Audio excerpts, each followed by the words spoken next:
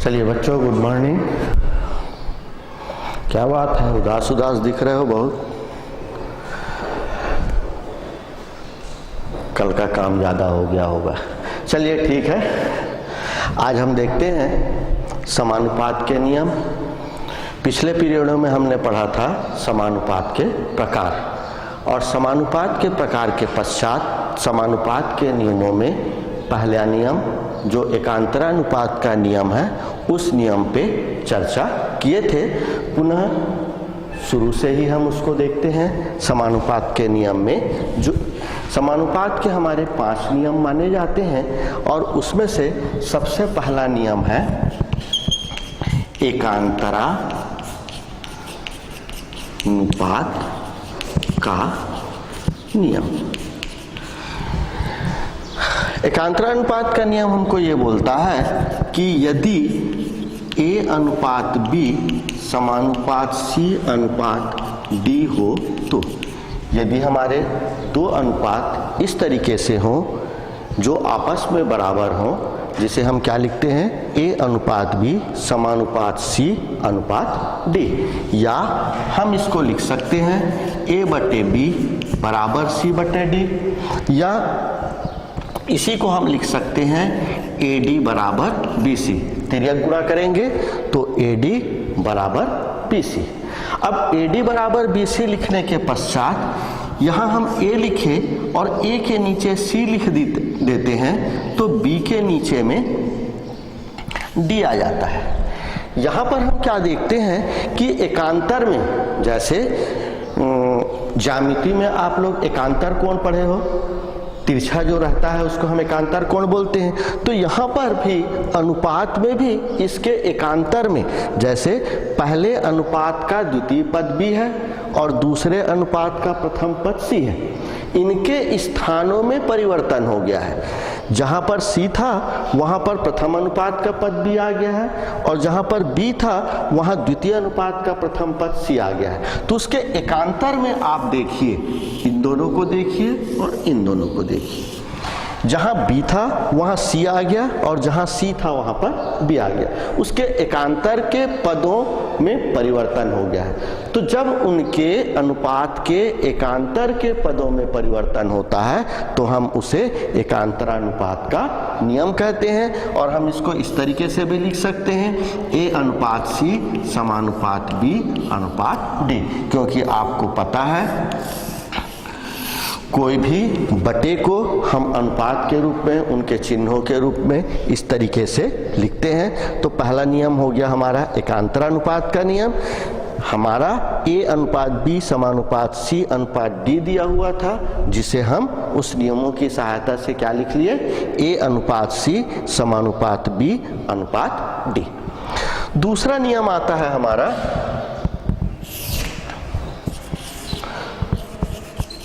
व्युत्क्रमानुपात का नियम।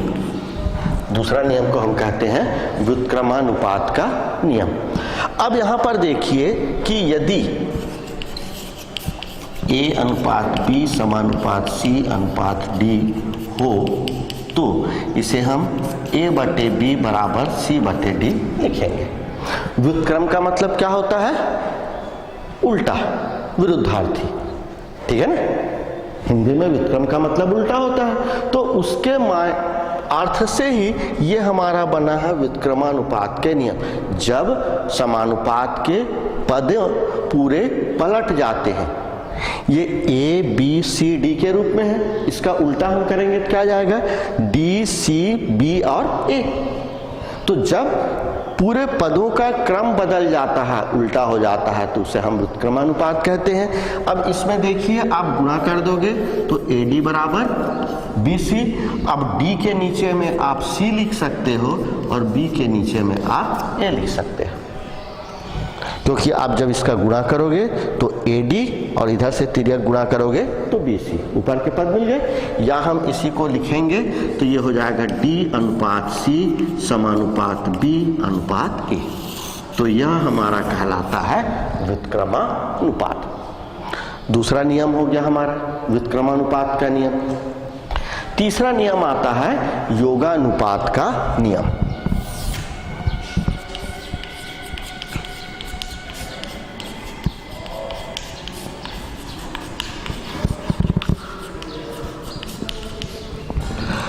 योगानुपात, योग मतलब क्या होता है? जोड़ना। योग का अर्थ क्या होता है? जोड़ना। तो अब इसी से देखिए कि यदि A अनुपात B समानुपात C अनुपात D हो तो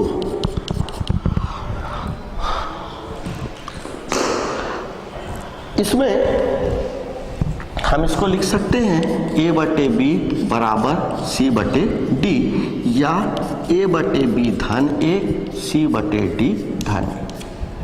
अनुपात के पदों में, किसी भी अनुपात के पदों में समान राशि दोनों पक्षों पे जोड़ने पर या घटाने पर या गुणा करने पर या भाग देने पर उनके मानों में कोई अंतर नहीं आता है।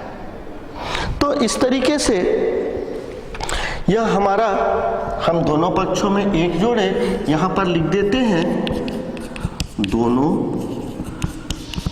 पक्षों में एक जोड़ने पर, जब हम इसके दोनों पक्षों में एक जोड़ दिए तो ये क्या हो जाएगा?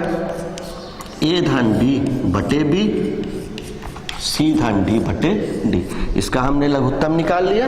लघुत्तम निकालने के बाद इस B का गुणा 1 से हुआ तो A धन B बटे B और C धन D बटे D। अब इसको अनुपात के रूप में लिखे तो ये हो जाएगा A धन B अनुपात B समानुपात C धन D अनुपात D।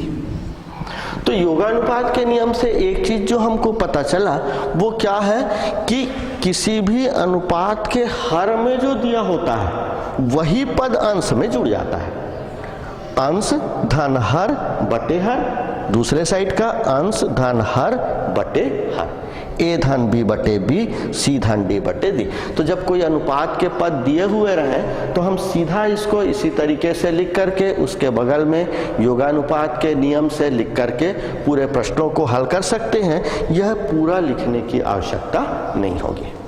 ये तो हो गया हमारे 3 नियम। चौथा नियम आता है हमारा अंतरानुपात का नियम। अंतरानुपात के नियम में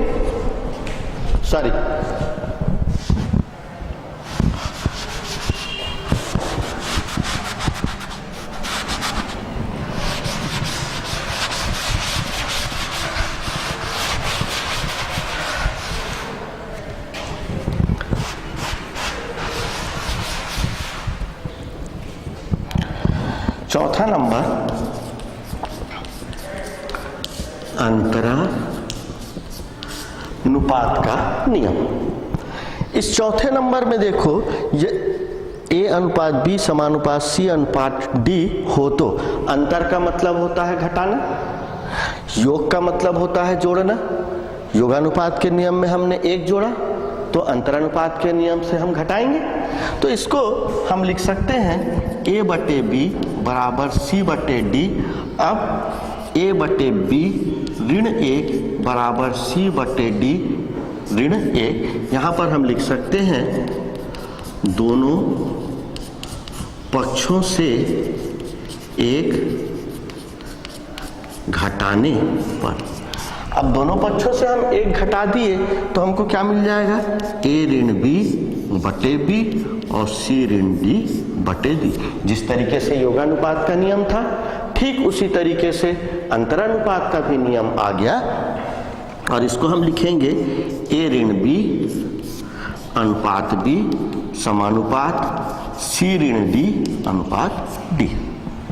तो जब दोनों पक्षों से घटाया जाता है तो जो नियम लगता है उस नियम को हम कहते हैं अंतरानुपात का नियम। 4 नियम हो गए हमारे, एकांतरानुपात, व्युत्क्रमानुपात, अंतरानुपात और योगानुपात। जब उसके 2 नियम योगानुपात और अंतरानुपात दोनों को जोड़ दिया जाए तो वो एक नियम बन जाता है जिसे हम कहते हैं योगांतरानुपात का नियम। तो 5वां नियम आता है हमारा योगांतरानुपात।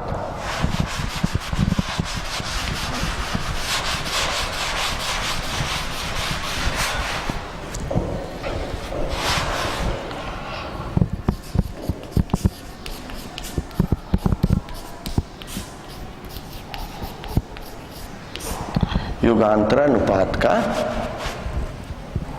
नियम।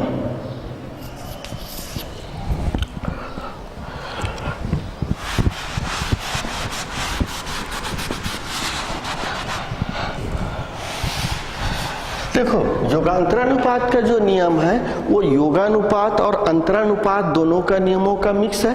तो हम कहाँ से स्टार्ट करते हैं? यहाँ पर हम लिखे योगांतरानुपात का नियम। अब देखो, योगांतरानुपात का नियम लिखे हैं, लेकिन हम योगानुपात के नियम से चलते हैं। यदि A अनुपात B समानुपात C अनुपात D हो तो A बटे B बराबर C बटे D, या इसके पश्चात A बटे B धन 1 बराबर C बटे D धन 1, दोनों पक्षों में 1 जोड़ने पर, और यह बन गया हमारा A धन B बटे B बराबर C धन D बटे D।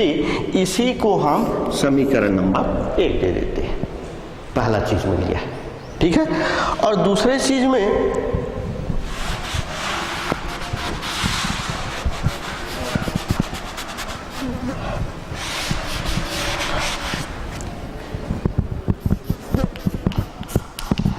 फिर से पुनः वही चीज को लेकर के चल रहे हैं। पुनः A अनुपात B समानुपात C अनुपात D हो तो A बटे B बराबर C बटे D। अब दोनों पक्षों से 1 घटाने पर A बटे B में से भी 1 घटाए और C बटे D में से भी 1 घटाए। लिख लिए, दोनों पक्षों से 1 घटाने पर क्या मिल गया हमको? A ऋण B बटे B, लघुत्तम निकालेंगे, C ऋण D बटे D। यह हो गया समीकरण नंबर 2। दोनों का अलग अलग, अब इन दोनों को मिक्स करना है हमको, तो लिखते हैं यहां पर अब हम समीकरण 1 को समीकरण 2 से भाग देने पर। अब समीकरण 1 को समीकरण 2 से भाग देते हैं तो ये हो गया A धन B बटे B, फिर भाग दे रहे हैं A ऋण B बटे B। दूसरी ओर C धन D बटे D बटे C ऋण D बटे D। ये लिख लिए। भाग देना मतलब बटे में लिखना। और जब किसी भिन्न को दूसरे भिन्न से हम भाग देते हैं तो भाग गुणा के रूप में जब परिवर्तित होता है तो चौथा पद ऊपर आ जाता है और तीसरा पद नीचे आ जाता है, या संख्या पलट जाती है। जैसे A धन B बटे B गुणित B बटे A ऋण B, और दूसरे तरफ हो जाएगा C धन D बटे D गुणित D बटे C ऋण D। ये संख्या पलट गई। और पलटने के बाद देखो, यहाँ B और यहाँ B दोनों तरफ समान है, दोनों कट जाएंगे, और दूसरे तरफ D और D कट जाएगा। क्या बच गया हमारे पास? A धन B बटे A ऋण B बराबर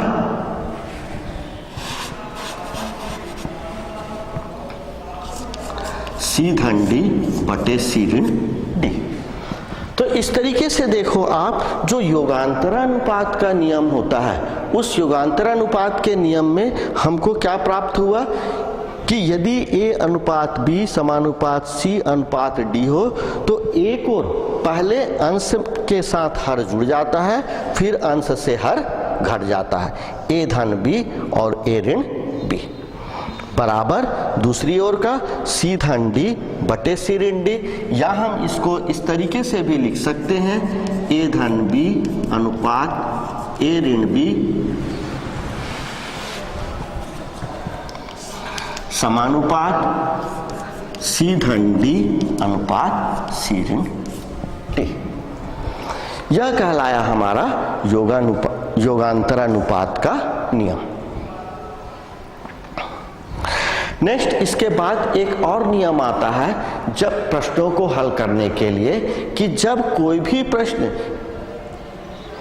इन सभी नियमों से न बने, उसके लिए फिर हम के नियमों का उपयोग करते हैं। तो समानुपात के नियम में एक आखिरी नियम है के नियम। लिख लीजिए इसको जल्दी।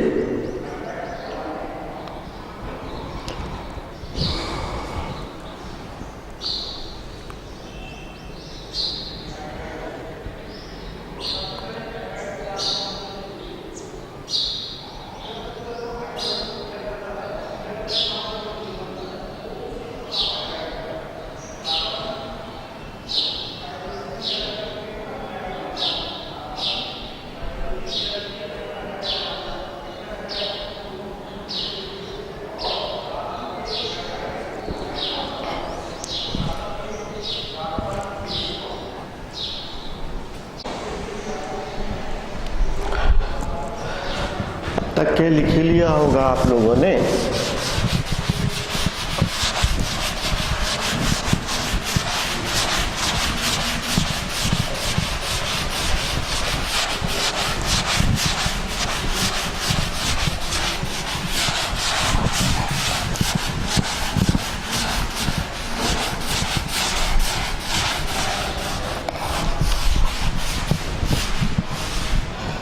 एक अंतिम नियम आता है हमारा छठवां, वो है के नियम।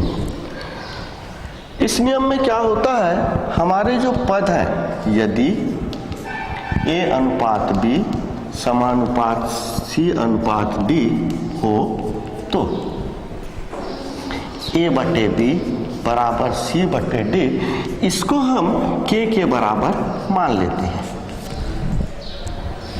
ए बटे बी बराबर सी बटे डी, इसको के बराबर मान लेते हैं। और के बराबर मान लेने के बाद हमको क्या मिल जाता है, ये आता है ए बराबर बी के व सी बराबर डी के। ए बराबर बी के और सी बराबर डी के, ये तो दो पद के लिए हुआ। अब हमारे जो प्रश्न होते हैं उस प्रश्न में जहां जहां ए और सी होता है उसके जगह में बी के और डी के मान को रख करके हम प्रश्नों को हल करते हैं। यदि हमारे पद जो हैं दो से अधिक हो, जैसे यदि जो पद हैं ए बटे बी बराबर सी बटे डी बराबर ई बटे एफ हो, यदि तीन पद हो तो भी हम इसको के बराबर मान लेते हैं। और उसके पश्चात ए बराबर बी के, सी बराबर डी के और ई बराबर एफ के। ए, सी और ई का मान बी, डी और एफ के पदों में निकालते हैं और उसको समीकरणों में रख देते हैं, तो हमारा दाहिना पक्ष हमको प्राप्त हो जाता है। तो इस तरीके से हमारे यह 6 नियम होते हैं समानुपात के। अब इन नियमों का अनुप्रयोग करना है। कहने का मतलब इन नियमों की सहायता से अब हम प्रश्नों को हल करके देखेंगे। जैसे हम आते हैं इसके बाद आपके पुस्तक के प्रश्नावली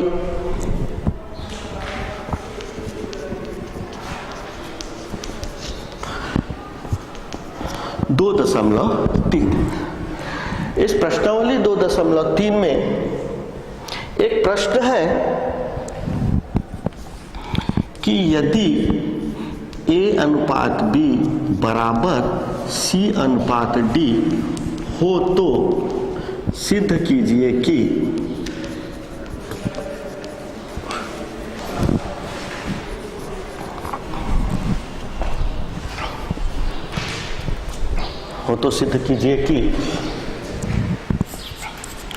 ए का वर्ग धन सी का वर्ग, ए का वर्ग ऋण सी का वर्ग बराबर बी का वर्ग धन डी का वर्ग और बी का वर्ग ऋण डी का वर्ग। ये हमको सिद्ध करना है। इसमें हम देखते हैं हल में जो दिया है ए अनुपात बी बराबर सी अनुपात डी, जिसे हम ए बटे बी बराबर सी बटे डी, इसी को हम किसके बराबर मान लिए, के बराबर मान लिए। अतः ए बराबर बी के व सी बराबर डी के हमको प्राप्त हो गया। किस तरीके से, के नियम की सहायता से। अभी जो हम के नियम बताए, इसी के नियम की सहायता से हम ए बटे बी बराबर सी बटे डी, इसको के बराबर मान लिए और ए का मान आ गया बी के व सी का मान आ गया डी के। अब जिस हल करना है हमको, अतः हम लिखते हैं लेफ्ट हैंड साइड बराबर ए स्क्वायर धन सी स्क्वायर और ए स्क्वायर ऋण सी स्क्वायर। लेफ्ट हैंड साइड में ए स्क्वायर धन सी स्क्वायर बटे ए स्क्वायर ऋण सी स्क्वायर बराबर राइट हैंड साइड में बी स्क्वायर धन डी स्क्वायर बटे बी स्क्वायर ऋण डी स्क्वायर। इसको लेकर के चलना है और राइट हैंड साइड वाले पद हमको प्राप्त करने हैं। हमने आपको अभी बताया कि प्रश्न को लिखने के बाद में ए और सी के जो मान हैं बी और डी के पदों में उन मानों को यहाँ पर प्रतिस्थापित कर देते हैं। तो ए के जगह हमने रख दिया बी के पूरे का वर्ग और सी के जगह रख दिया डी के पूरे का वर्ग। ठीक उसी तरीके से ए के जगह रख दिया बी के पूरे का वर्ग और सी के जगह डी के पूरे का वर्ग। ए व सी का मान रखने पर यह ए और सी का मान हम रखते हैं।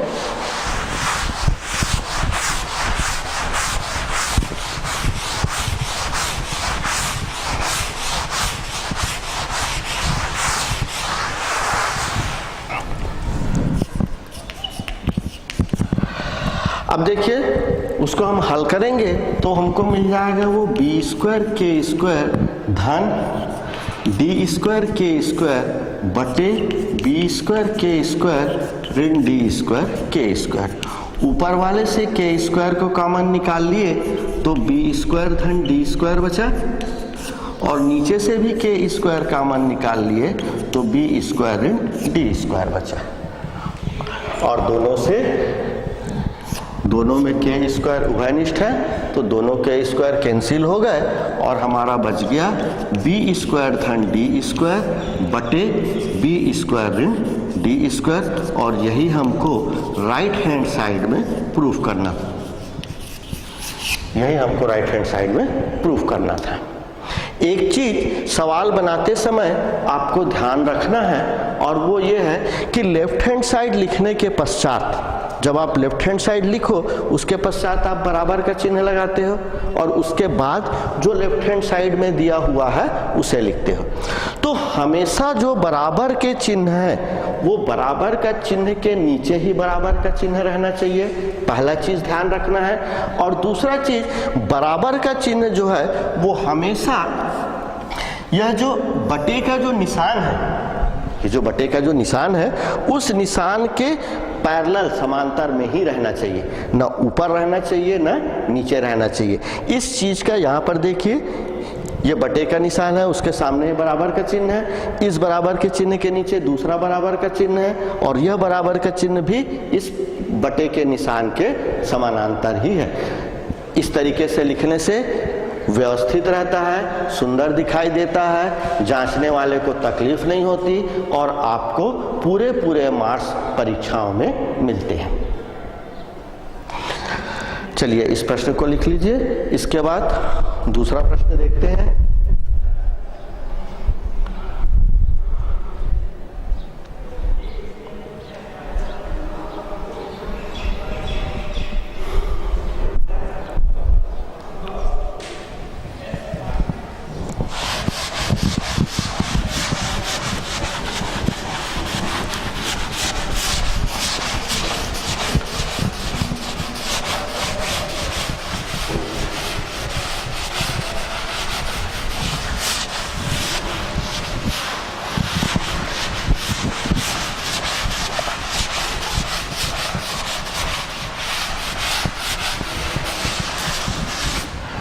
इस प्रश्नावली में अलग अलग तरह के प्रश्न हैं।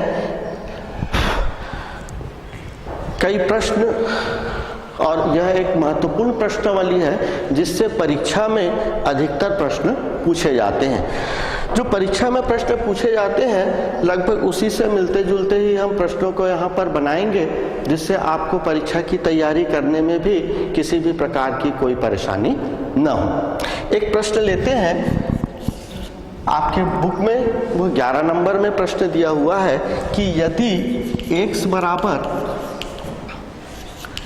3ab बटे a धन b हो तो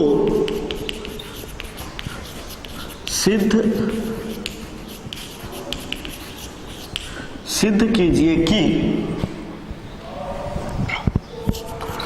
2x धन 3a बटे 2x ऋण 3a धन 2x धन 3b बटे 2x ऋण 3b बराबर 2। यह एक प्रश्न है। सबको यह ब्लैक बोर्ड की ओर देखिए। जब हम प्रश्न को देखते हैं तो हम क्या पाते हैं कि 2x धन 3a और 2x ऋण 3a है।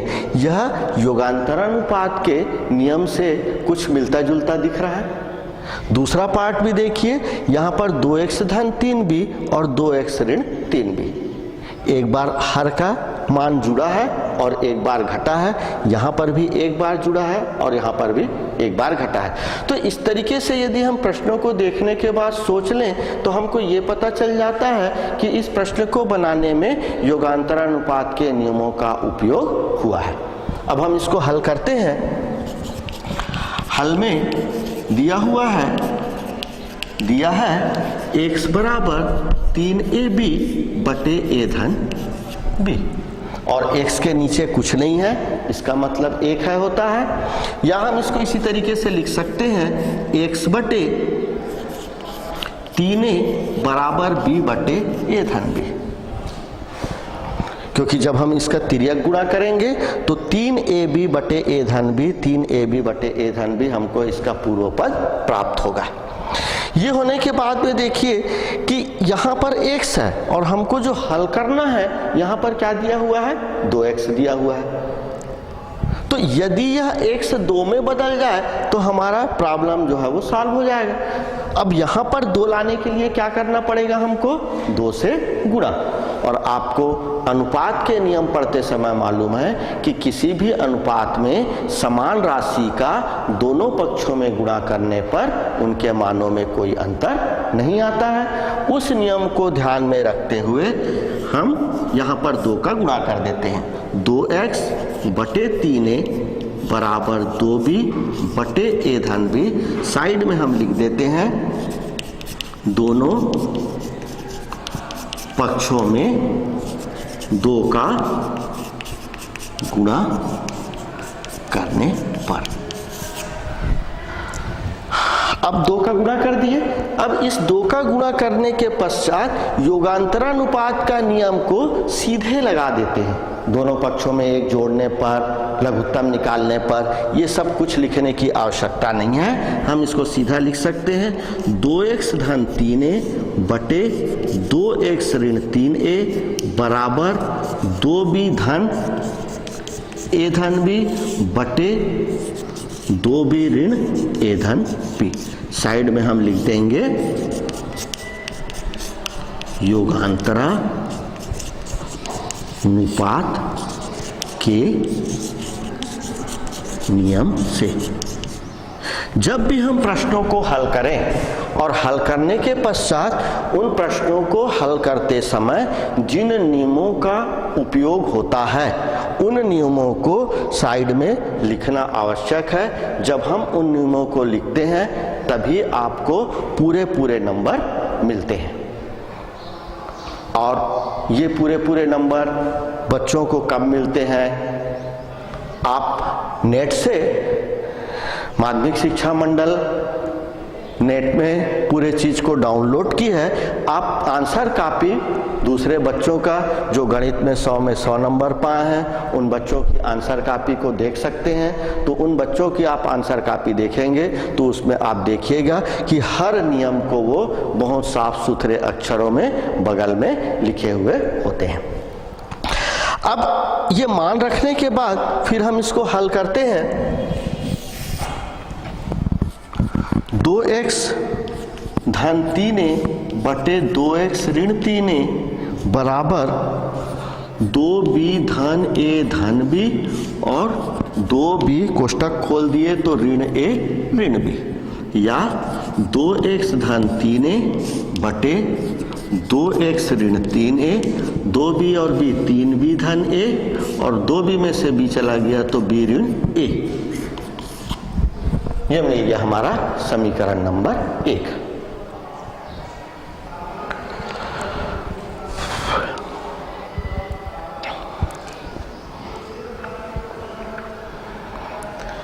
समीकरण 1 प्राप्त होने के पश्चात इसी प्रक्रिया को, जैसे हम यहाँ हर में 3a लिखे हैं, अब हर में 3b लिखते हुए दोहराते हैं। इसी प्रक्रिया को पुनः x बराबर 3ab बटे a धन b, या x बटे 3b बराबर a बटे a धन b, या 2x बटे 3b बराबर 2a बटे a धन b। साइड में हम क्या लिख सकते हैं, दोनों पक्षों में 2 का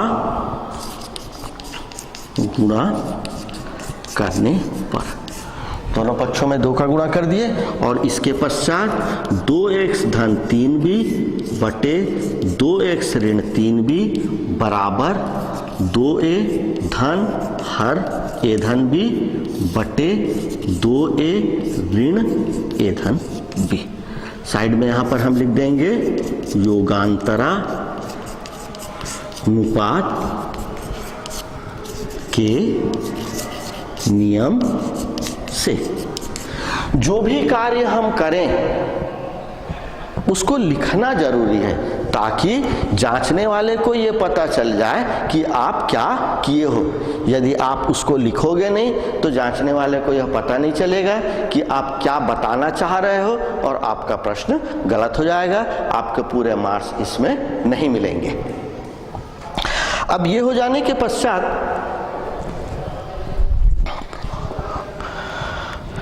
इधर का आप लोगों ने लिख ही लिया होगा,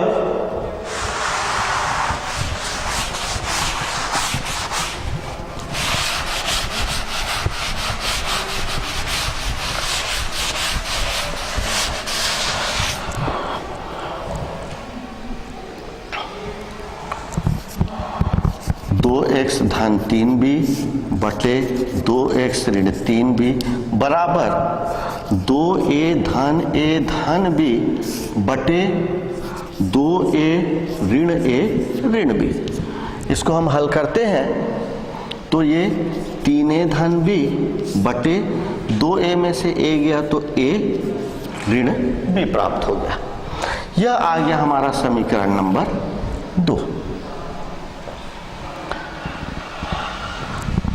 अब हम समीकरण नंबर 1 व 2 को जोड़ने पर, समीकरण 1 और 2 को जोड़ने पर, समीकरण 1 में हमको लेफ्ट हैंड साइड में क्या मिला है, 2x धन 3a बटे 2x ऋण 3a। समीकरण 2 के लेफ्ट हैंड साइड में मिला है हमको 2x धन 3b बटे 2x ऋण 3b। यह समीकरण 2 का लेफ्ट हैंड साइड 2x धन 3b बटे 2x ऋण 3b। दोनों के लेफ्ट हैंड साइड को लिख लिए धन का चिन्ह लगा करके।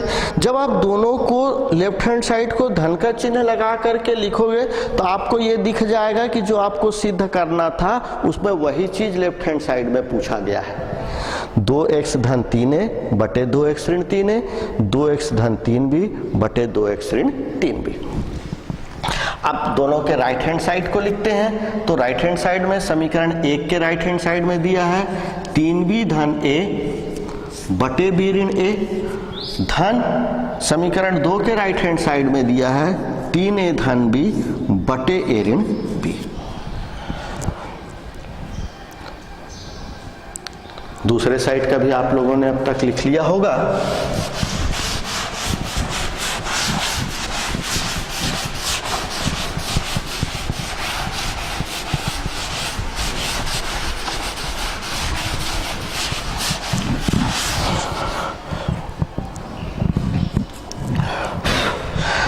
अब देखिए इधर के लेफ्ट हैंड साइड को हम नहीं लिख रहे हैं, यहाँ पर देखिए एक के हर में b ऋण a दिया हुआ है और दूसरे के हर में a ऋण b दिया हुआ है। तो यदि हम यहाँ से ऋण चिन्ह को उभयनिष्ठ निकाल लेते हैं तो यह भी b ऋण a में परिवर्तित हो जाएगा। हम इसको कुछ इस तरीके से लिख सकते हैं 3b धन a बटे b ऋण a धन तीने धन बी बटे, यहां से हम ऋण चिन्ह को यदि उभयनिष्ठ निकालिए तो यहाँ पे बी ऋण ए में परिवर्तित हो जाएगा। अब यह धन चिन्ह और यह ऋण चिन्ह, इन दोनों चिन्हों का हम गुणा कर लेते हैं तो 3b धन ए बटे बी ऋण ए ऋण 3a धन बी बटे बी ऋण ए। अब आप एक चीज देख रहे होंगे कि दोनों के हर में बी ऋण ए आ रहा है, और जब दोनों में हर समान हो तो हमको लघुत्तम निकालने में दिक्कत नहीं होती है, और दोनों का लघुत्तम हमारा बी ऋण ए आएगा। इस बी ऋण ए से इस बी ऋण को भाग देंगे तो एक बार जाएगा, गुणा कर देते हैं एक से तो इधर मिल जाएगा 3b धन ए ऋण चिन्ह। अब इस ऋण चिन्ह और यह कोष्टक में है, तो जब हम कोष्टक खोलते हैं तो इन चिन्हों का गुणा कोष्टक के अंदर के जो दोनों में चिन्ह है उनसे होता है। तो इस ऋण चिन्ह का गुणा जब 3a के सामने कोई चिन्ह नहीं है, मतलब धन चिन्ह है, इससे गुणा होगा तो वह ऋण 3a हो जाएगा और इधर ऋण b आ जाएगा। इस 3b में से ये b जाएगा तो 2b बचेगा, और ऋण 3 में से धन a जाएगा तो ऋण 2a बचेगा बटे बी ऋण ए।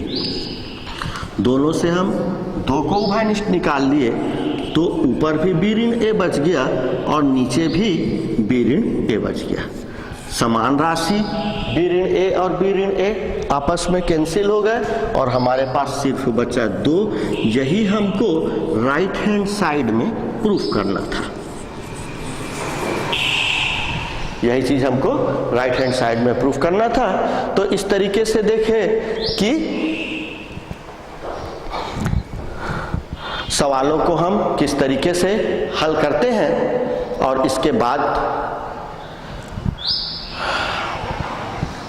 लिख लीजिए इसको।